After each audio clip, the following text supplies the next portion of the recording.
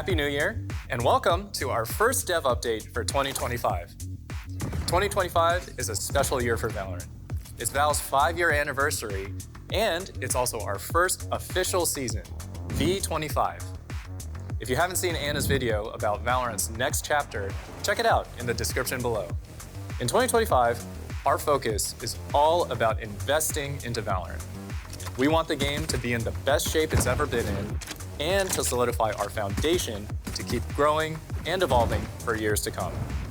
This includes a ton of things, like quality of life improvements across the board, launching some great new features for the game, leveling up our dev tools so we can keep doing our best work for you, and of course, gameplay updates and new content you'll love, alongside epic moments throughout the year, like Masters and Champions. We're so excited for V25, and I'm gonna hand it over to the dev team to preview just some of the things coming up for you in the first half of the season. Were you first? Yeah, I was first. Yeah, okay. 3, 2. Hey, I'm Ryan. I'm one of the agent designers, worked on Tejo. Hey everyone, I'm Goscicki, the agents lead for Valorant, and today we're going to be talking a little bit about Tejo, our newest upcoming initiator. Tejo is our newest Colombian man of action. He is our take on a more strategic, top-down focused initiator, here to apply a ton of pressure to different locations on the map. We really want you to move or die. With Tejo's kit, we still want to make sure that gunplay is front and center. So I think what we want to do instead is provide Tejo tools to create the disruption, create that play pattern where it's not actually the utility that's getting the kills, but instead the gun when they flush out. So the cool thing about the ultimate is you're able to have it map targeted the same way you have the rockets. In comparison to Breach ult, which comes from you going forward, you're able to choose the direction. So if you wanted to clear the team towards you or away from you, you have that choice. So it's about like choosing like how do you want to play this round? How do you think they will move out of the way? And like what checkmates can you create by having them come either to you or away from you in that way? The journey to settling on who Tejo is, his archetype, who he is as a person, really spawned from the kit. This idea that like your knowledge and experience round over round benefits you if you play off of it. And we're like, oh, that's kind of like this older, grizzled, battle combat experienced person. We have Brim. We don't need another Brim, so like, what's another take on this? And we thought about the well-dressed man of action, the like really, really experienced combat veteran that we've all seen in the action movies, running away from explosions. That's who we were making with Tejo. Tejo? Yeah? I think he's going to be spicy for sure. Yeah, just a little spice. I think we've shown that we've kind of pulled back on a lot of like abilities doing damage. What players will slowly realize is it's a lot more about the tactic. It's a lot more about those moments that you can create with the damage instead of it actually being the damage. Tejo was our first agent of the year, kicking the year off in a fun, explosive way. We currently have 2 more agents planned for the rest of the year. We think there's some heavy hitters that you're gonna have fun with. You know, as always, agents need to provide colorful new ways for you to play the game, new and exciting play styles that we can shine a light on. But we're not quite ready to reveal any more information about them other than you're gonna get a couple more. So you'll have to wait and see what we're cooking up for you. Bye. Later. My name's Hardison. I'm the live design balance lead on Valorant. Hi, I'm Tiffy. I'm the product manager, and I get to work with Dan on Live Balance. Today, we're going to talk to you a little bit about what you can expect in 2025. 10.00 is out and released now, and that means Tejo is live. You'll notice that most of our larger balance patches were done earlier already in patch 908, 910, and some in 911. But we hope to continue that momentum throughout the year whenever it's appropriate. For the first half of 2025 around agents, we have some duelists we're going to be working on. We're going to be following up on ISO, doing like some kind of power budget redistribution around the kit, and also doing some changes to Neon if we need to after the 911 balance changes. We're also going to be adjusting Deadlock. We're going to be trying to make her sound sensors have a little bit more value and also just try to give her a little bit more aggressive potential. Oh, Dan, we should actually talk about Harbor. I don't think you've mentioned that yet. We do need to talk about Harbor. For Harbor, we're really trying to make him more satisfying to play in particular, just trying to make him more enjoyable, more fun, more commonly picked in your average rank game, because right now he's just not picked very much. So 2025, we're going to look at our map pool rotation strategy once again. We've heard the feedback largely around variety, and that's what we're going to be focused on. So if you haven't heard, we are going to be rotating every act this year. For patch 10.00, 2 maps came in, 2 maps are leaving, and the number might change across the year. So the main priorities for the balance team in 2025, we're really trying to focus in on our tactical roots here and make sure that gameplay clarity and audio in particular are very easy to understand so that you can react to whatever is going on your screen and kind of make the right tactical decisions, as well as making sure that the skill cap in the game remains high, that all the time you're putting into Valorant is rewarded, both on a strategic and kind of a mechanical level. For the portions of Mastery that Dan has mentioned, you're gonna notice some of those changes have already rolled out and will be coming across the year in 2025. One example was the accuracy changes that we shipped with gunplay and movement in general. That should be increasing kind of the skill cap you see in Valorant. Separately, there's the maintaining our competitive foundations, which is a lot of bug fixing and just addressing visual and audio clarity in the game. Valorant's always in kind of an evolving game. Everyone is just continuously getting better. They're improving. We're releasing new content. I think the 5-year point is a good point for us to kind of examine everything we have in the game. So we're trying to take a pass at as many things as we can and try to rein in the game to make sure it's feeling tactical, make sure you can respond to pieces of utility appropriately, making sure that gunplay still matters. All those kinds of things are really high priority for us right now. And in this moment of reflection, it's really exciting to see just all the metas come through in Valorant. We started with double dive, we had double initiator, we had a good amount of time on chamber, which was great too, and a double controller meta. I'm really excited to see what else comes next in the future. All right, see ya gamers, excited to keep working in 2025.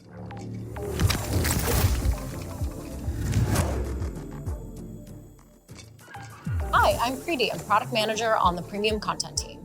Hi, I'm Sean Marino. I'm the art director on the premium content team. And we're here today to talk to you about skins and other cosmetics. We have something really exciting to talk about. We have a new content type coming to Valorant.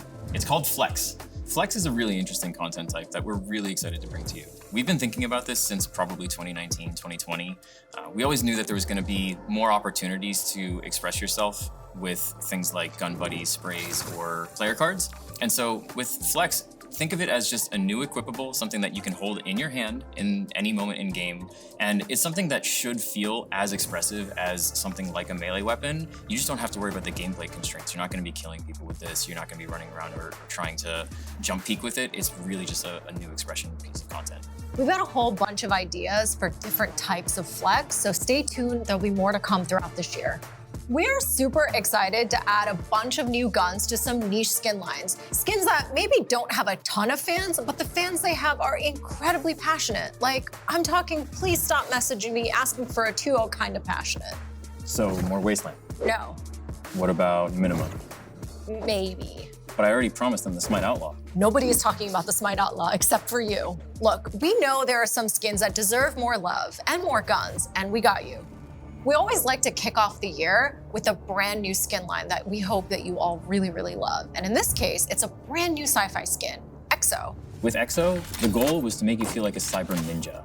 And what better to do that than having you run around with a digital katana? I definitely want to feel like a cyber ninja. And there's so many other things to love about the skin line, all the way from the really satisfying audio, brand new animations on the katana, and a really, really cool cyber finisher. This is Valorant's 5th year, so we'll have some fun plans to celebrate and commemorate the anniversary through cosmetics. Whether you're a new player, an OG beta player, or have known us since our Project 8 days, we'll have something for you. No spoilers yet, just know it's a party and you're all invited. Thanks everybody for joining us. We're excited to bring you into 2025. Hey, I'm Steven from the competitive team. And I want to talk to you today about V25 season changes. For V25 season start, we've got some new stuff that we're excited to talk about. Last year, we talked about opportunities for upside while you're on your competitive journey, and we have something to share. We're going to be adding in rank armor, which is going to give you an additional buffer of games before you fall between those major ranks. So that's from gold 1 to silver 3. For more specific details, look to the patch notes.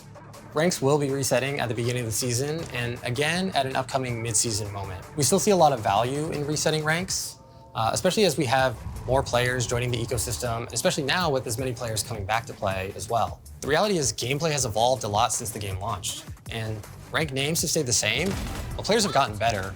Gold today is not what gold was previously, and so we need these resets to help make sure that we keep everything calibrated across the entire player ecosystem. And we also have RR rollbacks coming. So we talked about this before. When a player gets banned for cheating, we're now going to go back for a period of time and restore losses to your RR from the matches that that player was in. And for details on that one, that's going to come later during Act 1. We think this is a really great way to kick off the year, and we've been listening to feedback, and we really want 2025 to bring our competitive experience up to speed with where the current community is at. So we're going to keep listening, look for continued updates and comms throughout the year in this space. We've learned a lot through the manual processes that we stood up last year. We sent out warning notices to over 500,000 players that were all repeat disruptors in our game. And any players who continue to be disruptive, they received harsher penalties than typical. And two things here. The bans and warnings were really effective at reducing repeat disruption. The warnings alone dropped our expected repeat disruption rate by 25%. Second, we still have more to do. We're continuing to learn, we'll iterate on this manual approach. You may see another one soon. And really because of the efficacy of these warnings, we want to look into more ways to improve feedback and visibility around behavior comprehensively in the game, and there's more to come there. Last time we chatted, we talked about voice evaluation going global, and we've launched our services across the globe. We only have Korea left. There's a few steps to this process though. Step 1 is about standing up the technology. Step 2, which is where we're at now, that's about evaluating global English to see what performance looks like. And then step 3 is going to be adding additional language support. We've got Spanish currently furthest along and more in development. We've got one more thing. We're making some changes to remakes. A remake vote is now going to automatically start when a player has abandoned the match in the first round. Additionally, you're only going to need 3 players to successfully vote to remake. So when Reina says that their friend is totally going to be right back, just go next. That's all I have for today for the competitive area. Really excited for season 2025, and we'll be continuing to communicate throughout the year, so look for more updates.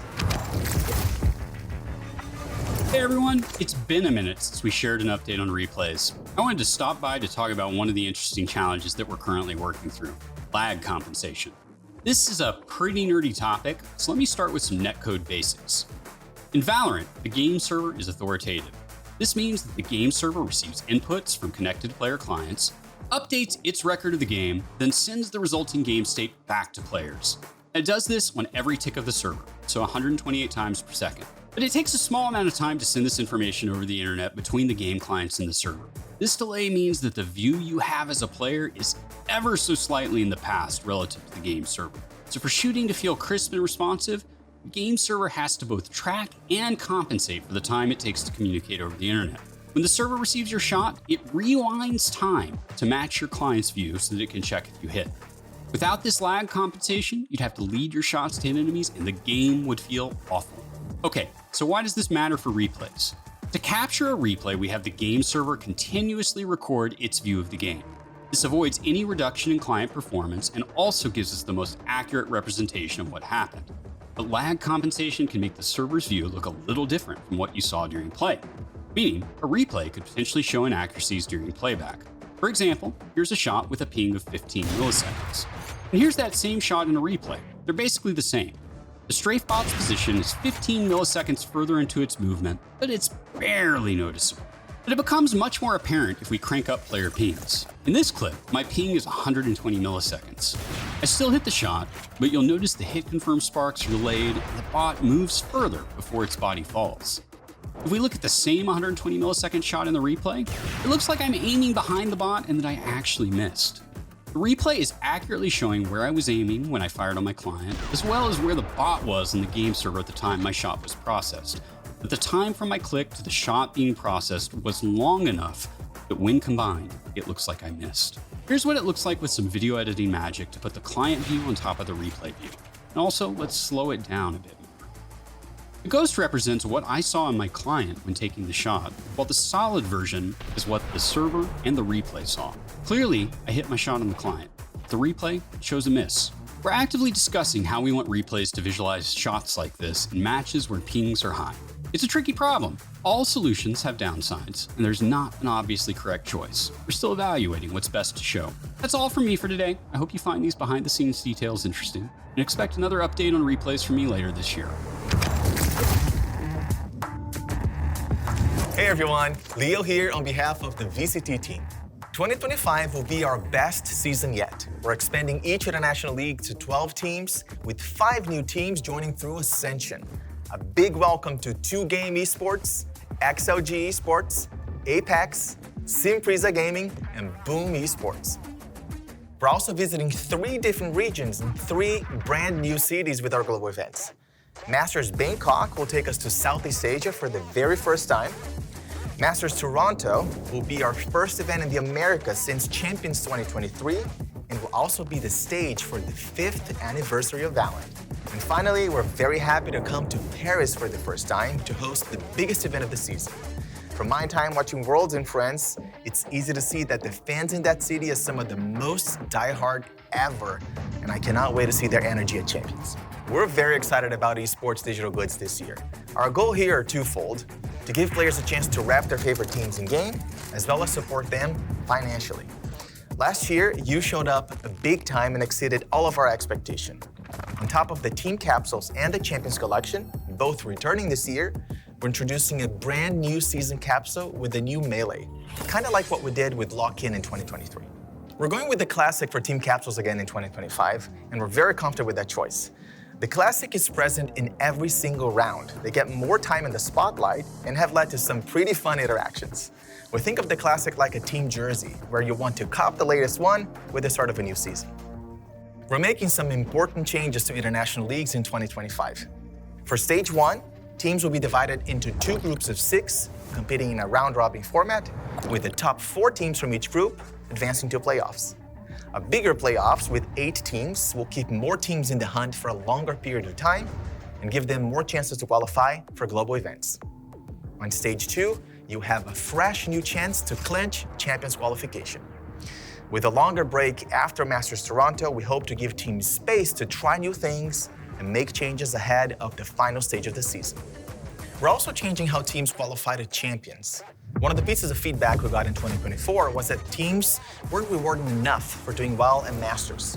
So we reworked championship points, which will now have a deeper point distribution, not only to the winner. Like last year, each IL will qualify 4 teams to Champions, but in 2025, 2 teams will qualify through championship points, and 2 teams will qualify from Stage 2 playoffs. That way, we'll keep the stakes high throughout the entire season, giving teams new chances to qualify and come back at every point, while also rewarding teams for a strong season-long performance and all the work they put in earlier in the year. So that's it.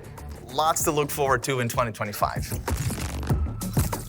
Okay, that's it for us today. Thank you so much for being here, and keep sharing all your thoughts about Val. We'll be back with more updates as the season progresses. Honestly, it's just crazy to think that we're 5 years in, so thank you all for the folks that have been with us for the entire 5 years, and welcome to all the people who are just starting today as well. We hope you can tell how much we love this game and that we love it just as much as you do, and that we're here working hard for you. So thanks again, and we'll see you next time.